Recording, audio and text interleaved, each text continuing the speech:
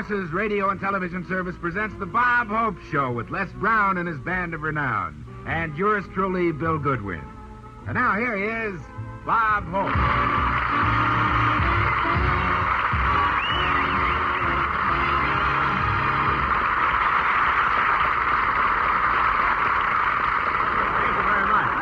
Thank you, ladies and gentlemen. I've been busy this week going around to department stores and autographing copies of my new book, Have Tux Will Travel. I sign the book, wrap it for you, and for an extra 50 cents, I come to your house and massage your eyeballs while you read it. But the book has been getting wonderful reviews. One critic said, Bob Hope is to literature what Spike Jones is to music. But it's wonderful to be a successful author. I know I'm a success because I passed the delicatessen department of the May Company and they had my name spelled out in salamis. But a lot of celebrities are writing books. Gypsy Rose Lee has a book coming out soon. Watch for it at your bookstore. It'll be the one without covers.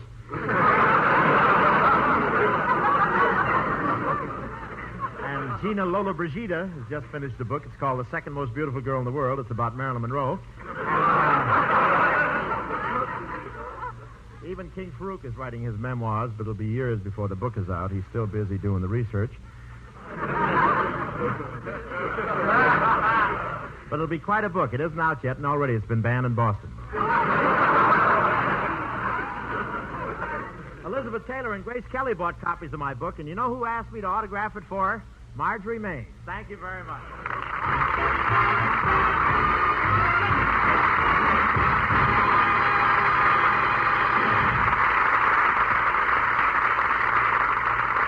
Ladies and gentlemen, here's our guest for the evening, one of our really talented stars who gives an award-winning performance every time she appears, Miss Claire Trevor. Oh,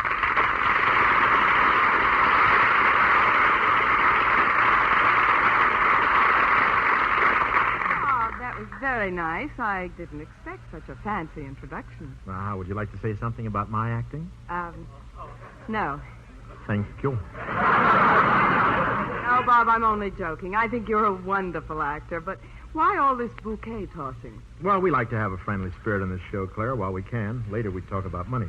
But Claire, I've been trying to get you on the show ever since I saw you in that wonderful picture, The High and the Mighty. Oh, do you like it, Bob? Oh, but the title fooled me, The High and the Mighty. I thought it was Howard Hughes' life story. You know, it was a gripping picture, Bob. A big airliner out over the ocean, almost out of gas, helpless, about to fall into the sea. And as the minutes went by, the passengers became more and more terrified. Have you ever seen someone go to pieces from sheer panic? It's a horrible sight. I know. Once in the Brown Derby, I saw Jack Benny get stuck with a check.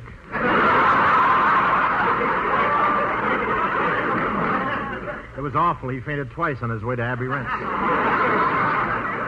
I thought John Wayne gave a fine performance as the pilot of the plane. Oh, I could have done just as well, Claire, except height bothers me. I can't stand the slightest altitude. Oh, come on now. Everyone can stand a little altitude. Not me. Last week I blacked out just wearing a pair of Dr. Scholl's corn pads. You know, Bob, the real story of the picture is how the passengers and crew of the plane behave when all hope is gone, just when they think they're living their last few minutes on Earth. You know, that sounds like my type of thing. Stark drama. Yes. Let's try it, Claire. Why don't we do our own airplane story right now? I'm ready. Music, Les.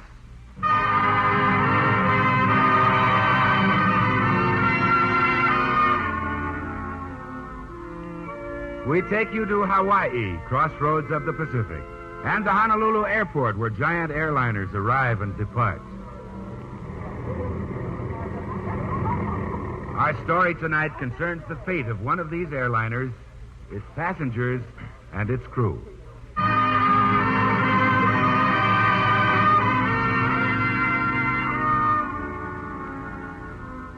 How do you do? I'm Captain Hope, the most experienced, the most reliable, and I guess the luckiest pilot in the line.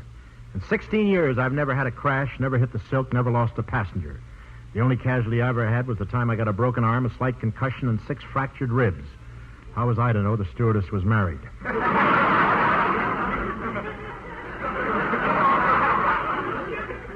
I love my job. I was born to fly. In fact, the stork didn't bring me. I was delivered by North American Airlines. All my family is interested in aviation. My father used to fly, too, until Mother hit his bottle.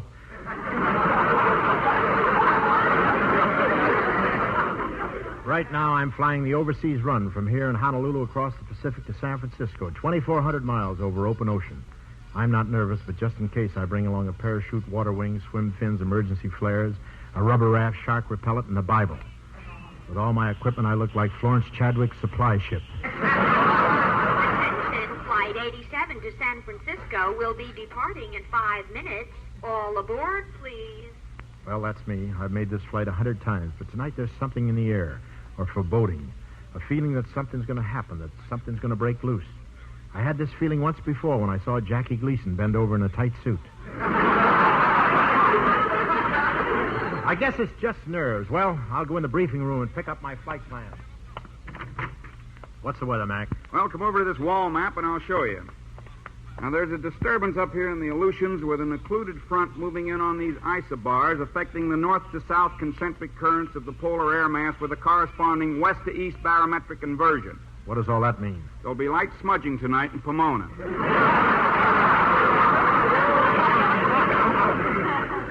Well, I'm taking Flight 87 tonight. Give me my course to San Francisco. Okay, take off to northeast.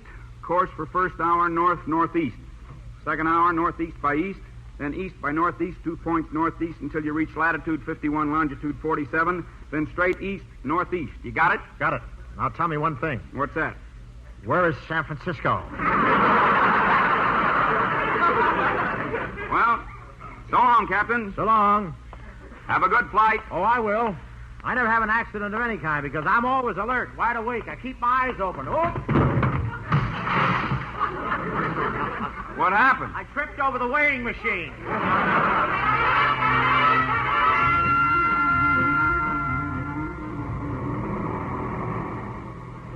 I walked out to the plane. The passengers were getting aboard. One of them spoke to me. Oh, Captain. I turned and looked at her. She was a beautiful blonde with a gorgeous figure, an expensive mink coat, and lovely blue eyes thrown casually over her shoulders.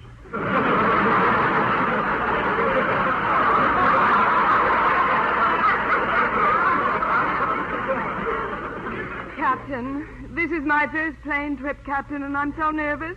Will we have a nice, smooth flight tonight? Don't you worry about a thing, ma'am. It's a cinch. It's a breeze. Nothing to it. But all night, flying over that ocean, nothing but ocean and more ocean.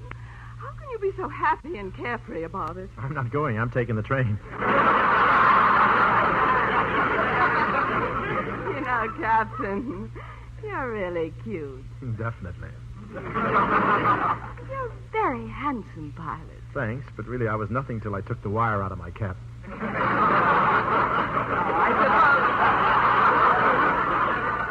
suppose. What is that perfume? Taboo. Taboo? Yeah, I always like to be at my best. How much did you put on? Only a pint. If I'm ever forced down, they can locate me by the smell. Oh, I can't wait to get started. How soon will you be taking off? Oh, any minute now. You taking a vacation trip? No, I'm going away because I'm so mixed up. I've just got to think things out. I've got to decide between Harry and Phil. And then there's Herman, the oil man, and Joe. Joe wants me to marry him and live on a sheep ranch in Australia. I guess I would marry him if it weren't for Henry and Roger and then there's Tom and Bill and Matt. And then, of course, there's Ned and George and Pete and Ralph and Sam and Freddie and Jerry and Jim and Homer. You've just been listening to the radio version of The Long Gray Line. Where do you have your dates, in the Hollywood Bowl? You can see why I'm mixed up, can't you? They're all in love with me, and I can only marry one of them. Yeah, it might be a little less crowded. In the morning, your breakfast nook would look like the mess hall at Camp Pendleton. When I decide on one of them, it's going to be an awful problem. I mean, how could I tell all the others that they're through? Easy. Have it announced on the Arthur Godfrey Show.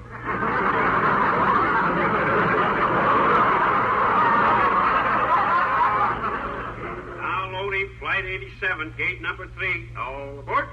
Well, you'd better get on the plane, ma'am. Oh, Captain, when we're in the air, will you stop by once in a while? I feel so unwanted and alone and all by myself. Sure I will. Let's get aboard. I'll just say goodbye to a few of my friends who came down to see me off. Goodbye, fellows. Why do I always meet the wallflowers?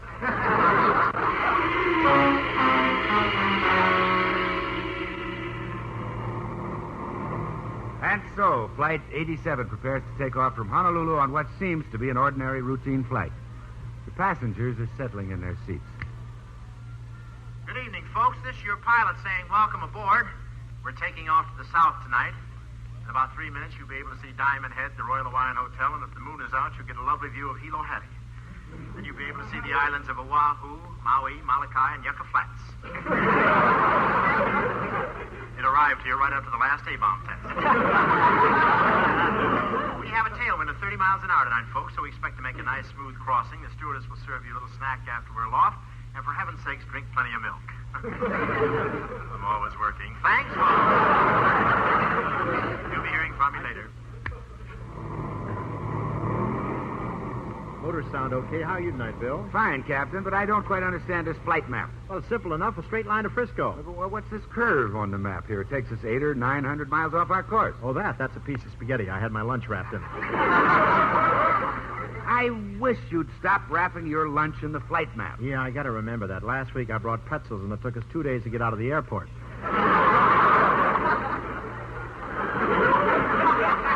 Hand me those earphones. Flight 87, cleared for runway 6. Roger. See, you know, I hate taking off from this runway. That big palm tree at the end always scares me. I'm never sure we're going to clear the top of it. With me at the controls, I'll clear that palm tree by 100 feet. Well, we're up. We're going right up over that palm tree. We're almost over it. Almost.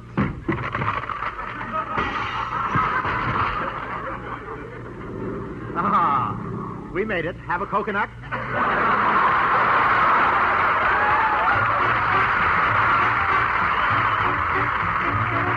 Here is Margaret Whiting from the Capital Gang, assisted by Les Brown and his orchestra doing Tweedle Dee. Margaret Whiting. Tweedly, tweedly, tweedly, I'm as happy as can be. Jiminy Cricket, Jiminy Jack, you make my heart go clickety-clack. Tweedly, tweedly, tweedly, dee. Tweedly, dee, tweedly, dee. Give it up, give your love to me. Well, tweedly-dot, tweedly-dot. Gimme all the love you've got. Oh, humpty-ump-bump-bump, tweedly, tweedly, tweedly-dum. I'm a lucky so-and-so. Hubba, honey-do. I'm gonna keep my eyes on you. Tweedly, tweedly, tweedly-dum.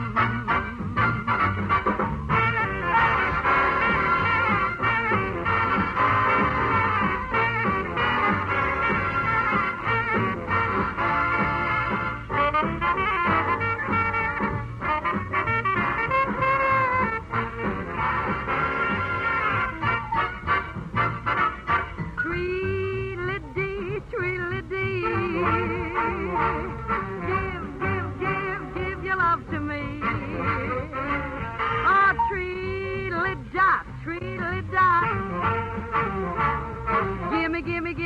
Gimme all the love you've got. Oh, humpty-ump-bump-bump, tweedly, tweedly, tweedly-dee. You're as sweet as bubble gum. Well, mercy, mercy, pudding and pie. You got something that money can't buy. Tweedly, tweedly, tweedly-dum. Tweedly-dum. I love that tweedly-dum. Tweedly, tweedly-dee, tweedly-dum.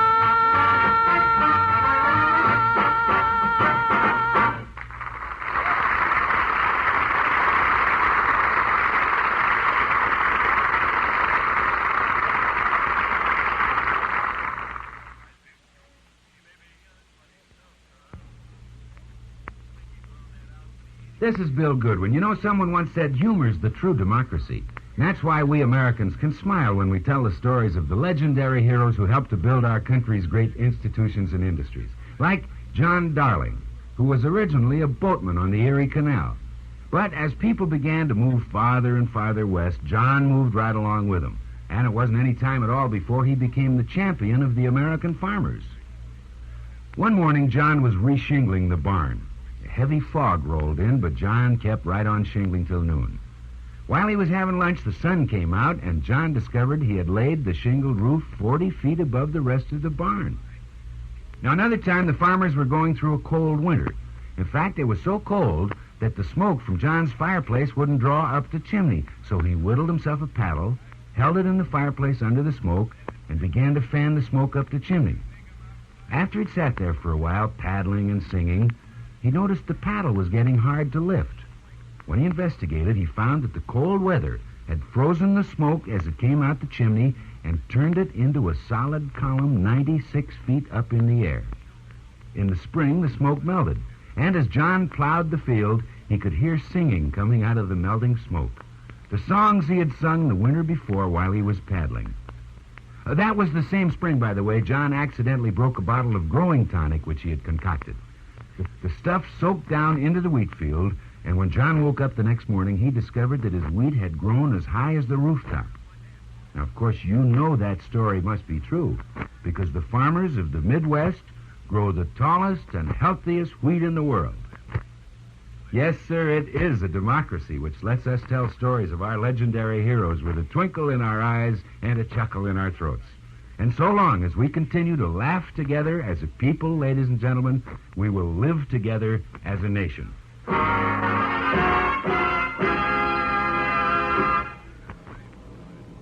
It is 3 hours later. The plane drones through the night high over the ocean. In the warm, brightly lighted cabin, the passengers have made themselves comfortable. Some are dozing, some are reading, some are chatting. I had some close shaves during the war, but this was the roughest of all. It was horrible. What happened, Captain? Well, there I was over the enemy lines, both wings torn off my plane, propeller shot away, fuel tank blown to bits, my left engine on fire. Oh, how awful. Worse than that, I was all out of chiclets. I say, Captain Hope, you must have been quite a hero. Oh, I'll have to admit it, I was. I shot down a dozen planes. Oh, then you were an ace. One of the biggest.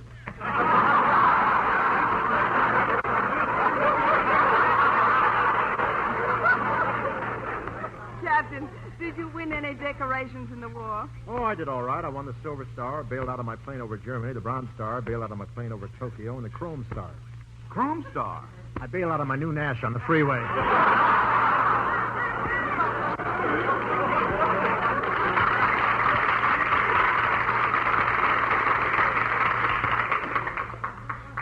You know, Captain, a girl could fall for a big, strong, handsome, brave pilot like you. Really? Yes, I think you're wonderful. You're the only man I've ever really admired. Yeah, but what about Larry, Harry, Fred, Ned, and Ted? And all the rest? Oh, they're just school chums. What school did you go to, Notre Dame? Captain, no one's looking in this direction. Take my lips. Take my lips. What'll I do with him? Come here and let me give you a kiss. It's against the regulations.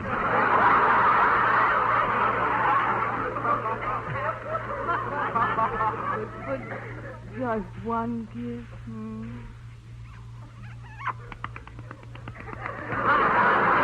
What's that? The wings on my collar flapping. Oh, Captain, What is it, stewardess? the co-pilot wants you up forward. Be right there. Captain, there's a terrible emergency. Oh, now, relax. Be calm. Easy does it. No, Captain, we won't be able to make it to San Francisco. The gas gauge, the needle points to empty. I'll figure it out. Where's the flight map? I just swallowed it.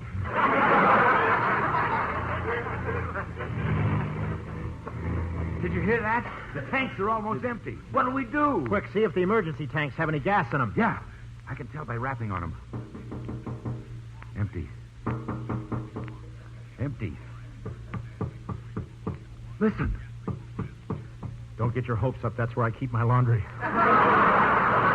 You stay here. I'll tell the passengers. Folks, this is an emergency. What's the matter? Well, we're almost out of gas. We're losing altitude. We can stay up a little longer if we lighten the plane. We have to throw everything out. Luggage, seats, all the useless junk goes overboard right now. No, you fools. Put me down.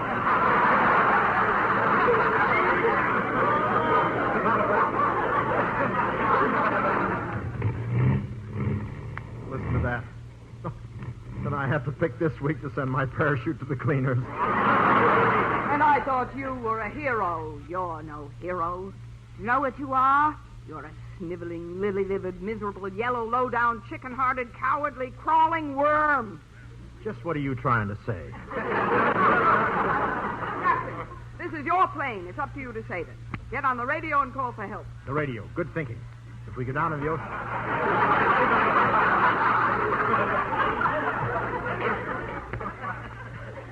If we go down in the ocean, you get the life preserver with the air in it. All the others are full of chiclets. Captain, come quick. I've got the San Francisco airport on the radio. Oh, good. Good. Hand me that code book. Hello, San Francisco Control Tower. Roger. Listen carefully. This is Flight 87 from Honolulu reporting Able Baker Charlie Double Green emergency alert. The code is Cheese Blue PXRK Operation 33. Got all that? Certainly. How do you want it, on white or red? Oh, no.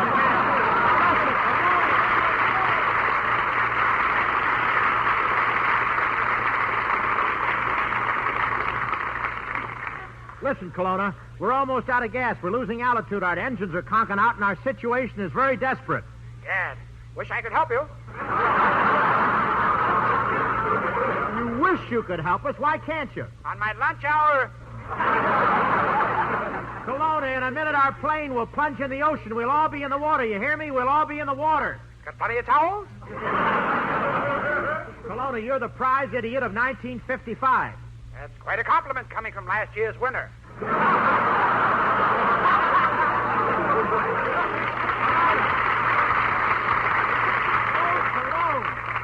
Kelowna, get busy and do something for us. I'd like to, but I have another emergency right here. I'm helping someone make a landing. Oh, Professor. Couldn't find a way through my mustache. Professor, you're smooching with your girl while we're in desperate trouble? Now, don't get wrong ideas. We're just playing checkers. You're playing checkers? That's right, Hope. Of course, some of the moves are pretty complicated. Kelowna, how did you manage to become so stupid? Deep breathing. Captain, let me talk to him. Oh, Professor. Yeah, who's that? I'm one of the passengers, darling. Will you help us, please? I'll be glad to, fair lady. Have no fear. We're dispatching a dog team immediately. We're 100 miles out in the ocean. You're sending dogs? Oh, it's all right. They're water spaniels. Hold on, Hope. I think I hear your plane now. Yeah, we're near the airport, but it's so foggy we can't see a thing. I'll guide you in, Hope. I'll send out a beam right from the control tower up to your plane. A beam right from the control tower to our plane? Yes. Now, just follow it in. Okay, we're following it, Kelowna. We're following it. We're still following it. We're right on the beam, Professor.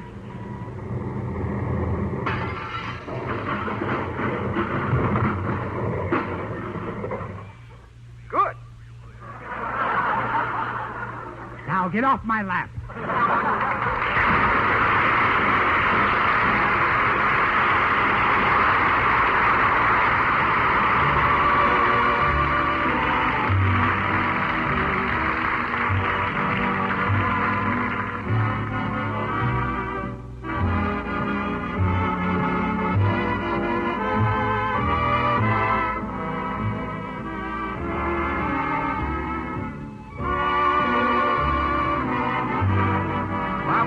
Starring Bob Hope and featuring the music of Les Brown and his band of renown, is written by Norman Sullivan and Charles Lee.